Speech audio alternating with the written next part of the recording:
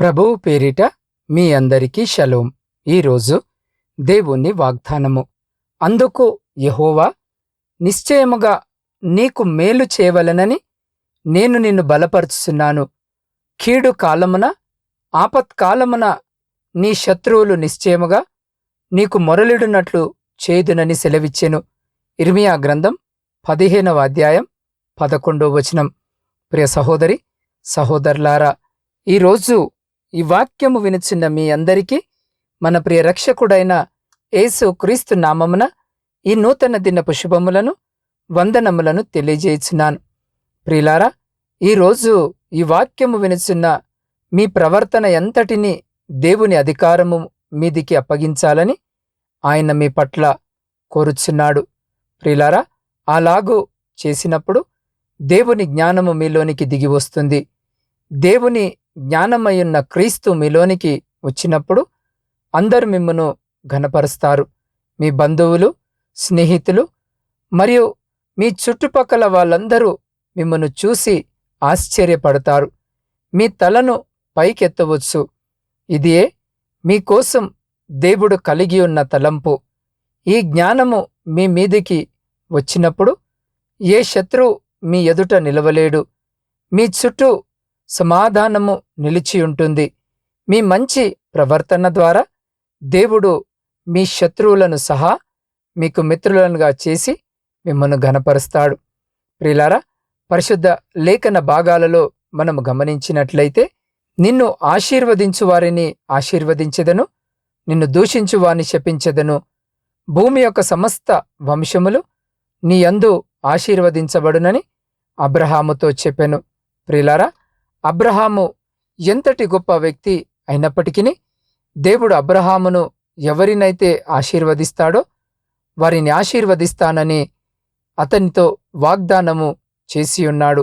ఎందుకంటే మనలను శత్రువులు అంటకుండా ఉండుటకు ఆయన మన వ్యక్తిగత జీవితాల చుట్టూ మరియు మన కుటుంబాల చుట్టూ ఆయన అగ్ని కంచె వేసి ఉన్నాడు.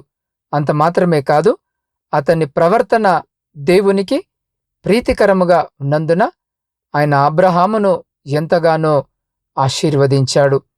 ప్రియులారా, దేవుడు ఎలా మన చుట్టూ తన కంచెను వేశాడో పరిశుద్ధ లేఖన భాగాల్లో మనము చూసినట్లయితే, నీవు అతనికిని అతని ఇంటి వారికిని అతనికి కలిగిన సమస్తమునకును చుట్టూ కంచె వేసితివి గదా.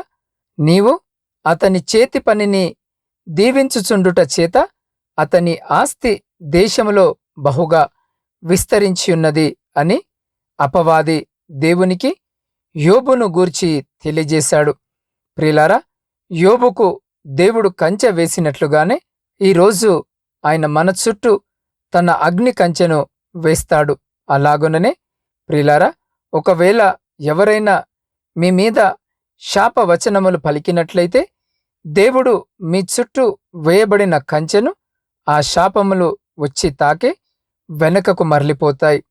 ఎటువంటి శాపములు మిమ్మల్ని తాకలేవు, అవి మిమ్మల్ని ముట్టుటకు ఏమాత్రము వాటికి అధికారము లేదు అని ఆ కంచె వచ్చి ముట్టి వెనకకు మరలిపోతాయి. తద్వారా మీరు దేవుని చేత దీవించబడే వ్యక్తులుగా మాత్రమే ఉండబోతున్నారు.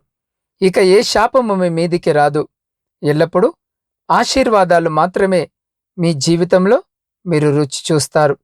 ప్రియులారా, ఎప్పుడు పై చెప్పబడిన కార్యాన్ని మీరు చూడగలరనగా, ఒకని ప్రవర్తన యెహోవాకు ప్రీతికరమగనప్పుడు ఆయన వాని శత్రువులను సహా వానికి మిత్రులనుగా చేయును అన్న వచనములో చెప్పబడినట్లుగా ఇది చాలా ఆసక్తికరమైన వచనం.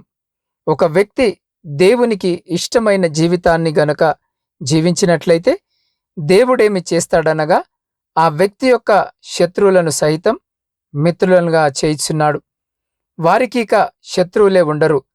మనకు విరోధముగా ఉండే శత్రువులు మనలను నిర్మూలము చేయుటకు ప్రయత్నము మాత్రమే చేస్తారు, కానీ ఏమీ చేయలేరు. కానీ వారు మనలను నాశనము చేయుటకు వచ్చినను వారు మనలను మొత్తడానికి అవకాశముండదు. చివరగా వారు నేను ఈ వ్యక్తిని ముట్టుకోలేకపోతున్నాను అని అంటారు.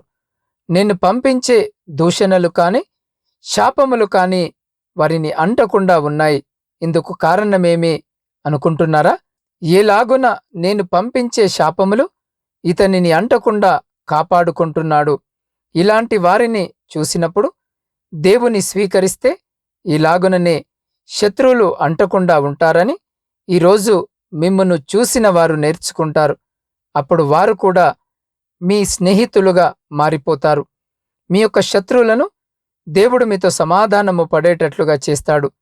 శత్రువు నుండి వచ్చే ఏ బాణము కూడా మిమ్మను తాకజాలదు.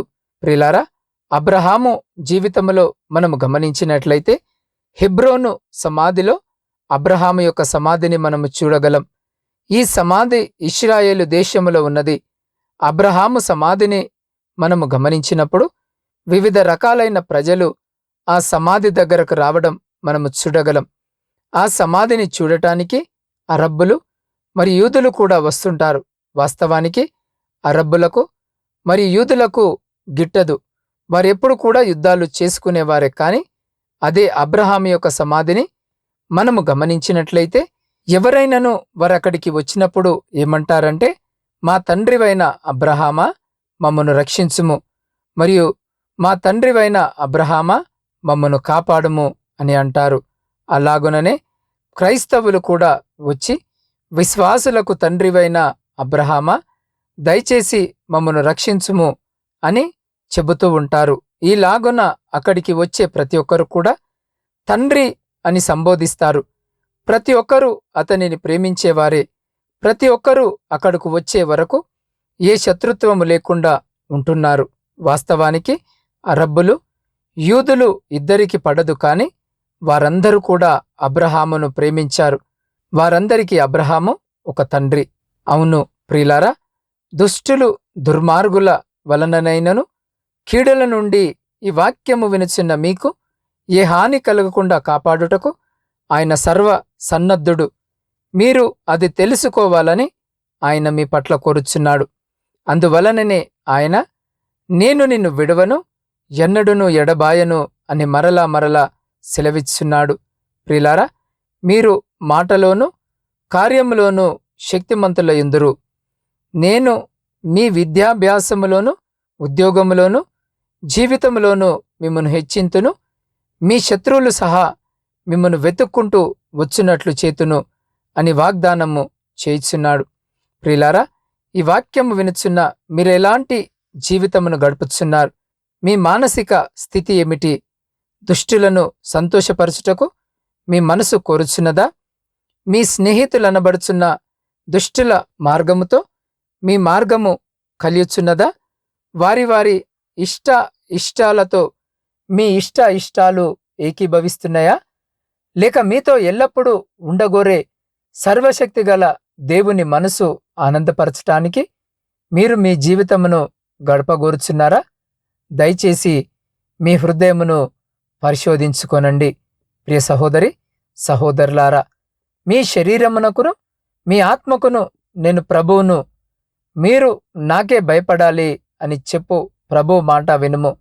మిమ్మల్ని అధికముగా ప్రేమించు ఆయన ముందు మోకరించి మీ జీవితాలను ఆయన చేతులకు అప్పగించుకొనండి. ఆయనకు ప్రీతికరమైన జీవితమును జీవించండి. అప్పుడు అబ్రహాము వలె మీరు ఇతరుల యందును కనపరచబడుదురు. మీకెటువంటి శత్రువు యొక్క బాణములు తగలవు. అంత మాత్రమే కాదు, మీరు ఆశీర్వదించిన వారిని దేవుడు ఆశీర్వదించే అత్యధికమైన ఉన్నత స్థానమునకు మిమ్మను హెచ్చించి ఘనపరుస్తాడు. అటువంటి గొప్ప కృప ధన్యత దేవుడు ఈ సమయంలో ఈ వాక్యము వినుచున్న మీకును మీ కుటుంబమునకును మరియు మీ ప్రియులగు వారికి ఇప్పుడు ఎల్లప్పుడు సదా ఎల్లకాలము దయచేసి మిమ్మలందరినీ ఆయన తన శక్తి కలిగిన రెక్కల చాటున భద్రపరిచి సంరక్షించి కాపాడునుగాక. ఆమేన్. ప్రార్థన. పరిశుద్ధుడా, ప్రేమ నమ్మకము కలిగిన మా ప్రియ పరలోకపు పరమ తండ్రి, అయా మీ జీవము కలిగిన నామమునకు స్తుతులు స్తోత్రాలు వందనాలను తెలియజేయుచున్నాం. దేవ, గడిచిన దినములన్నీ మమ్మలందరినీ మీ కృపలో భద్రపరిచి మా జీవితంలో మరొక శ్రేష్టమైన నూతన దినమును మాకు బహుమానముగా దయచేసిన మీ గొప్ప ప్రేమను బట్టి మీకే కృతజ్ఞత వందనములను తెలియజేయుచున్నాం. దేవా, ప్రార్థనలకు జవాబును దయచేయువాడవు. మమ్మను నీ చేతులకు సమర్పించుకొనుచున్నాం. మా జీవితంలో మీ చిత్తమును జరిగించుటకు కృపను దయచేయము. దేవా, మా ప్రవర్తన ఎంతయు మీకు ప్రీతికరముగా ఉండునట్లు మా ప్రవర్తనను నీవు పరిశుద్ధపరచుము. దేవా, ఎల్లప్పుడూ నీకు భయపడు హృదయమును మాకు అనుగ్రహించుము. దుష్టులు దుర్మార్గుల వలనైన కీడుల నుండి మాకే హాని కలగకుండా మమ్మను కాపాడుము. దేవా, మేము నీకు ప్రీతికరమైన జీవితమును జీవించుటకు మా హృదయములను మార్చుము. మమ్మను నీ ప్రియబిడ్డలనుగా మార్చుము. మా పనిలోనూ మా జీవితములోనూ నీకు విధేయత కలిగి నీ చిత్తాన్ని జరిగించి నీకు ప్రియబిడ్డలుగా ఉండుటకు సహాయము చేయము. దేవా, మా ప్రవర్తనను చక్కదిద్దుటను బట్టి ఈరోజు మా శత్రువులను సహా మాకు మిత్రులనుగా చేసి మమ్మను ఆశీర్వదించుము. అయ్యా, మా దీనస్థితిని మార్చి మమ్మను హెచ్చించుము. దేవా, మా పితరుడైన అబ్రహాము వలె నీ మహిమ కొరకు మమ్మను కూడా వాడుకొనుమని మీ పాద సన్నిధిలో వేడుకొనుచున్నాం. దేవా, ఈ సమయంలో శారీరక మానసిక బలహీనతల ద్వారా ఇబ్బందులు పడుతున్న ప్రతి బిడ్డని జ్ఞాపకం చేసుకోండి నాయన. బిడ్డలందరినీ ముట్టి సంపూర్ణ స్వస్థతను దయచేయమని వేడుకొనుచున్నాం. దేవా, ఈ సమయంలో ఎంతమంది బిడ్డలైతే ఈ ప్రార్థనలో ఏకీభవిస్తున్నారో ప్రతి బిడ్డను మీ హస్తాలకు అప్పజెప్తా ఉన్నాం. అయ్యా, ప్రతి బిడ్డ యొక్క హృదయవాంఛ ఎరిగిన దేవుడు వింటున్నావు. అయ్యా, ఏ బిడ్డ ఈ అక్కర ఈ అవసరత చేత మీ పాద సన్నిధిలో చేరి మీ వైపు చూస్తూ వారి ప్రార్థన మనవులను మీ పాద సన్నిధిలో పెట్టుచున్నారో ఆకాశమందు ఆసీనుడవైన గొప్ప తండ్రి, వారి ప్రతి ప్రార్థన మనవిని ఆలకించి వారి జీవితంలో కుటుంబాలలో ఉన్న ప్రతి విధమైనటువంటి శ్రమ, దుఃఖము, ఆయాసము, ఆందోళన లేమిని తీసివేసి మీ ఆకాశపు వాక్యములను విప్పి మీ సమృద్ధికరమైనటువంటి దీవెన ఆశీర్వాదాల చేత బిడల జీవితాలను, కుటుంబాలను దీవించి ఆశీర్వదించి తృప్తిపరిచి మీ కృపలో భద్రపరుచుకొని ముందుకు నడిపించుమని సమస్త స్తుతి, ఘనత, మహిమ మీకే చెల్లించు మా రక్షకుడును మీ ప్రియకుమారుడైన యేసు క్రీస్తు సర్వోన్నతమైన నామమున ప్రార్థించి అడిగి పొందుకొనియున్నాము తండ్రి. ఆమేన్.